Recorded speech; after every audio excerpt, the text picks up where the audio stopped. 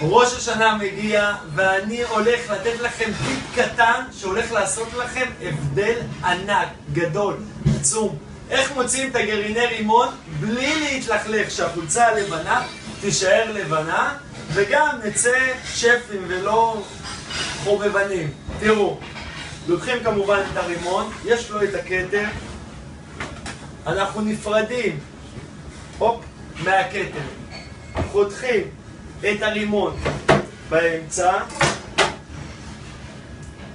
מה שעושים עכשיו, לוקחים קערת ערבוב, מניחים את הרימון ככה, כמובן ששוטפים ידיים לפני, ומתחילים לדפוק על גרעיני הרימון.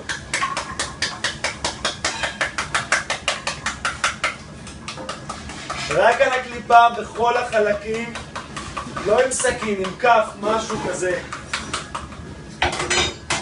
והופה, שימו לב, פשוט פחות מחצי דקה ויש לכם גרעיני רימון לראש השנה. טיפ קטן שעושה הבדל גדול. סנדרה, אני לבן, שוב פעם לא החתמתי את החולצה. חג שמח.